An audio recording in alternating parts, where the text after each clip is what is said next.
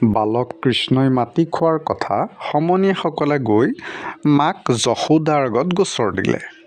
মাতৃ যশোদাই এই কথাটো হয় নে নহয় জানিবলৈ শ্ৰীকৃষ্ণৰ মুখ গহ্বৰত চাব খুজিলে। তেতিয়া কি হ'ল, তেওঁ মাটিৰ লদাৰ সলনি দেখা পালে সমস্ত জগত।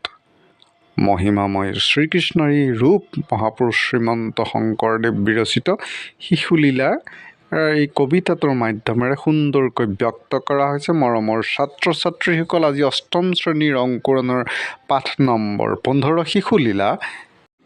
এই পাঠটোৰ প্ৰশ্নোত্তৰখিনি দিম। যদি প্ৰথমবাৰৰ বাবে এই চেনেলটোলৈ আহিছা তেন্তে BP আছামিজ ক্লাছে চেনেলটো ছাবস্ক্ৰাইব কৰিবা, শ্বেয়াৰ কৰিবা, লাইক কৰিবা আৰু কমেণ্ট কৰিবলৈ কেতিয়াও নাপাহৰিবা। ধন্যবাদ। এতিয়া প্ৰশ্নোত্তৰলৈ যাওঁ। এতিয়া পাঠভিত্তিক ক্ৰিয়াৰ প্ৰথম প্ৰশ্ন কৈছে 1 নম্বৰ উত্তৰ দিয়া। ক, শিশুলীলা ঘোষাটি কোনে ৰচনা কৰিছিল? উত্তৰ, শিশুলীলা ঘোষাটি মহাপুৰুষ শ্ৰীমন্ত শংকৰদেৱে ৰচনা কৰিছিল। খ, শিশুলীলাত কাৰ কথা কোৱা হৈছে? উত্তৰ, শিশুলীলাত শিশু শ্ৰীকৃষ্ণৰ কথা কোৱা হৈছে। গ, শিশু কৃষ্ণই কাৰ লগত খেলিছিল? উত্তৰ, শিশু কৃষ্ণই বলোৰাম আৰু আন সমনীয়া গোপবালকসকলৰ সৈতে খেলিছিল। ঘ, খেলি থকা সময়ত কৃষ্ণই কি খাইছিল? উত্তৰ, খেলি থকা সময়ত কৃষ্ণই মাটি খাইছিল। ঙ, গোপ শিশুসকলে যশোদাক কি গোচৰ দিছিল? উত্তৰ, গোপ শিশুসকলে যশোদাক শ্ৰীকৃষ্ণই মাটি খাই থকাৰ গোচৰ দিছিল। এতিয়া প্ৰথম গোপ বালকসকলৰ কথা শুনি যশোদাই কি কৰিলে? উত্তৰ, গোপ বালকসকলৰ কথা শুনি যশোদাই শ্ৰীকৃষ্ণৰ ওচৰলৈ গৈ খঙত কিয় মাটি খালি বুলি সুধিলে আৰু কোবাই ছাল ফালিম বুলি ধমক দিলে। পিছত বালক কৃষ্ণই মাটি খোৱা নাই বুলি কৈ মুখ মেলোতে যশোদাই তেওঁৰ মুখৰ ভিতৰত গোটেই জগতখন দেখি আচৰিত হৈছিল।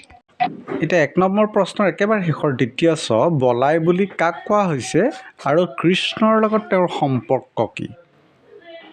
উত্তৰ লিখা। বলাই বুলি বলোৰামৰ কথা কোৱা হৈছে। বলোৰাম হৈছে শ্ৰীকৃষ্ণৰ ককায়েক। ছাত্ৰ ছাত্ৰীসকল, এতিয়া আমি 2 নম্বৰ প্ৰশ্নলৈ যাওঁ। 2 নম্বৰ প্ৰশ্ন ক, কেনে মাটি খাইলি অৰে গোপাল, কোবাই আজি তোৰ ফাৰিব ছাল। এতিয়া এই কথাটো কোনে কাক কিয় কৈছিল লিখিব লাগে। উত্তৰটো লিখা। উপৰোক্ত কথাফাকি মাতৃ যশোদাই শিশু কৃষ্ণক কৈছিল। গোপ বালকসকলে মাতৃ যশোদাক শ্ৰীকৃষ্ণই মাটি খোৱা বুলি অভিযোগ দিয়াৰ পিছত তেওঁ শ্ৰীকৃষ্ণক চাবলৈ আহি এনেদৰে কৈছিল।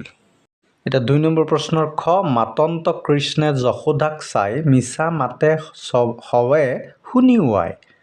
উত্তৰ লিখা। মাতৃ যশোদাই যেতিয়া শিশু কৃষ্ণক কিয় মাটি খাইছিলি বুলি প্ৰশ্ন কৰিছিল তাৰ উত্তৰত শ্ৰীকৃষ্ণৰ উপৰোক্ত কথাফাকি কৈছিল। কৃষ্ণই কৈছিল যে সমনীয়াসকলে তেওঁ মাটি খাইছিল বুলি মিছা মাতিছে। এতিয়া প্ৰশ্ন নম্বৰ 3, প্ৰসংগ সংগতি দৰ্শাই ব্যাখ্যা কৰা। যশোদা সুন্দৰী দেখন্ত পাছে সমস্ত জগতক গৰ্ভত আছে। আমি এতিয়া ব্যাখ্যা কৰোঁ। উত্তৰ, উক্ত পদফাকি মহাপুৰুষ শ্ৰীমন্ত শংকৰদেৱ বিৰচিত শিশুলীলা নামৰ ঘোষাটিৰ পৰা তুলি ধৰা হৈছে।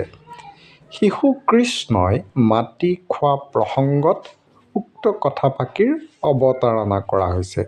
এনেকৈ লিখিলা, তাৰপিছত আমি ব্যাখ্যা কৰিব লাগিব। তাৰপৰা কৰিবা। শিশু কৃষ্ণই নিজৰ সমনীয়া গোপবালকসকলৰ সৈতে খেলি থকা অৱস্থাত সাধাৰণ শিশুৰ দৰেই মাটি খাইছিল। কৃষ্ণৰ এই দুষ্টালিৰ কথা সমনীয়াসকলে মাতৃ যশোদাৰ আগত ক'লে। এই কথা শুনি মাতৃ যশোদাই শিশু কৃষ্ণৰ ওচৰলৈ আহি কিয় মাটি খাইছিলি বুলি ধমক দিলে। ইয়াৰ পিছত যশোদাই কৃষ্ণক মুখ মেলি দেখুৱাবলৈ কয়। পিছে শিশু কৃষ্ণৰ মুখৰ ভিতৰত মাক যশোদাই মাটিৰ লদাৰ সলনি সমস্ত জগতখন দেখি আচৰিত হৈছিল এনেকৈ লিখিলেই হ'ব দেই। ছাত্ৰ ছাত্ৰীসকল 4 নম্বৰ প্ৰশ্নত খালী অংশত শব্দ ভৰোৱা দিছে ক খ দুটা, এই দুটা তোমালোকে কিতাপ চাই নিজে কৰিবা। 5 নম্বৰ প্ৰশ্নত দিছে শিশুলীলাৰ কথাখিনি গদ্য ৰূপত লিখা, এইটো দিছোঁ, তোমালোকে উত্তৰটো লিখি লোৱা। উত্তৰ: ভগৱান কৃষ্ণই সাধাৰণ শিশুৰ দৰেই ব্ৰজধামত আন গোপবালকসকলৰ সৈতে খেলি আছিল। তেনেতে কৃষ্ণই মাটি খোৱা দেখা পাই সমনীয়াসকলে মাক যশোদাৰ আগত কৈ দিলে। কথা শুনি মাতৃ যশোদাই কিয় মাটি খাইছিলি বুলি সুধিলে আৰু কোবাই ছাল ছিঙিম বুলি ধমক দিলে। মাকৰ গালি শুনি কৃষ্ণ ভয়তে কঁপিবলৈ ধৰিলে।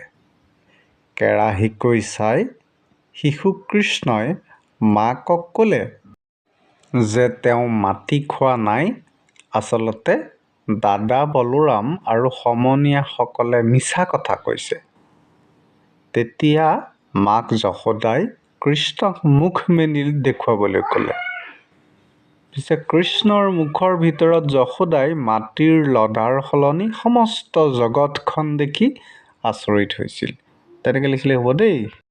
ছাত্ৰ ছাত্ৰীসকল 6 নম্বৰ প্ৰশ্নত কৈছে যে তলৰ পদফাকি পঢ়া আধুনিক অসমীয়া গদ্য ৰূপটো জানি লোৱা। শুনিয়া যশোদা সুন্দৰী হাঁহি, পুত্ৰৰ হাতত ধৰিলা আশী, কেনে মাটি খালি অৰে গোপাল, কোবাই আজি তোৰ ফাৰিব ছাল।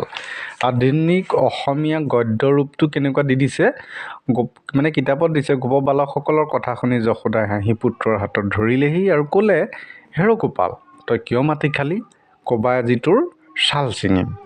সেইটো হ'ল তাৰ অসমীয়া গদ্য ৰূপ। গতিকে তেনেধৰণে তোমালোককো কৰিবলৈ কৈছে। কত দিছে কি, যত গোপ শিশু বলাই আদি, সবে ভৈল গয়া কৃষ্ণৰ বাদী। তাৰপিছত খটো দিছে, গতিকে কটো কৰি লওঁ, তাৰপিছত খলৈ যাম দেই। উত্তৰটো লিখা, বলোৰামকে আদি কৰি যিমান গোপ শিশু আছিল সকলোৱে কৃষ্ণৰ কথাত ভুল গৈছিল দেই। এতিয়া খটো, শুনিয়া কৃষ্ণৰ হৰিল মাত, চক্ষু তেৰ কৰি মাওক শান্ত, ভয়তে যেন কামপুই হাত ভৰি, যশোদা দেখে পুত্ৰ গৈল দৰি। উত্তৰ: কথা শুনি কৃষ্ণৰ মুখৰ মাত হৰিল আৰু কেৰাহীকৈ মাকৰ ফালে চালে। যশোদাক দেখি কৃষ্ণৰ যেন ভয়তে হাত ভৰি কঁপিবলৈ ধৰিলে। যশোদাই দেখিলে যে পুত্ৰইচোন ভয় খাইছে। ইমানেই দেই। ছাত্ৰ ছাত্ৰীসকল 7 নম্বৰ প্ৰশ্নত কৈছে তলৰ শব্দবোৰৰ আধুনিক অসমীয়া ৰূপ লিখা। মানে কি, ব্ৰজাৱলী শব্দবোৰ আছে নহয়, এই শব্দবিলাকৰ আধুনিক অসমীয়া ৰূপটো লিখিব লাগে। এতিয়া দিছোঁ, তোমালোকে লিখি লোৱা। হাঁহি মানে হাঁহি, চক্ষু মানে চকু, মাতন্ত মাতিলে, মাওক মানে মাকক, প্ৰকাশিয়া মানে প্ৰকাশ কৰিলে, ফাৰিব মানে ফালিব, শুনিয়া শুনি, তেৰা বা বেকা, সমস্ত মানে সমগ্ৰ, সোধন্ত সুধিলে, কামপৈ মানে কপি। এতিয়া 8 নম্বৰ প্ৰশ্নত কৈছে বিপৰীত অৰ্থ বুজোৱা শব্দ লিখা। মই দি দিছোঁ, তোমালোকে চোৱা। এতিয়া সুন্দৰী কুশ্ৰী, পুত্ৰ পুত্ৰী বা কন্যাও হ'ব, ভাই ভনী বা ককাই, আই বোপাই, দাদা বাইদেউ, নাৰী পুৰুষ, এইবোৰ হ'ল বিপৰীত অৰ্থ বুজোৱা শব্দ। ছাত্ৰ ছাত্ৰীসকল 9 নম্বৰ প্ৰশ্নটো তোমালোকে কিতাপ চাই নিজেই কৰিবা। 10 নম্বৰ প্ৰশ্নলৈ যাওঁ। তলৰ পদ ফাঁকিলৈ মন কৰা। কেনে মাটি খাইলি অৰে গোপাল, এই বাক্য দুটাই প্ৰশ্ন সোধা বুজাইছে। সেইদৰে আধুনিক অসমীয়া ভাষাটো কোনে, কেনেকৈ, কিয়, কি, কলৈ, কেতিয়া আদি শব্দবোৰ ব্যৱহাৰ কৰি প্ৰশ্নবোধক বাক্য গঠন কৰা হয়। উদাহৰণ দিছে, গতিকে ইয়াৰ উত্তৰটো মই দি দিছোঁ, তোমালোকে চাবা। উদাহৰণত দিছে যে নিজৰাই ভাত ৰান্ধিছে। এতিয়া প্ৰশ্নবোধক কৰিলে কি হ'ব, কোনে ভাত ৰান্ধিছে। ঠিক সেনেদৰে ক, তেওঁলোক বাছেৰে স্কুললৈ যায়। উত্তৰ, তেওঁলোক কিহেৰে স্কুললৈ যায়, মানে চাইকেলেও যাব পাৰে, বাছেৰেও যাব পাৰে, গাড়ীও, এনেকুৱা ধৰণৰ। তাৰপিছত আমি বল খেলি আছোঁ, কোনে বল খেলি আছে। গ, জ্বৰ উঠা বাবে বিমল স্কুললৈ যোৱা নাই। তেতিয়া প্ৰশ্নবোধক কৰিলে কি, বিমল স্কুললৈ কিয় যোৱা নাই। তাৰপিছত ঘৰ ৰতন দিল্লীলৈ গৈছিল। তাৰ ৰতন ক'লৈ গৈছিল? তাৰপিছত মই 4 বজাত ঘৰ পামহি। তুমি কেই বজাত ঘৰ পাবাহি? প্ৰথম সি গান গাই আছে, সি কি কৰি আছে? এনেকৈ দেই। ছাত্ৰ ছাত্ৰীসকল, বাকী থকা প্ৰশ্নকেইটা নিজে কৰিবলৈ চেষ্টা কৰিবা। BP আছামিজ ক্লাছেছ চেনেলটো চোৱাৰ বাবে ধন্যবাদ। Bye bye.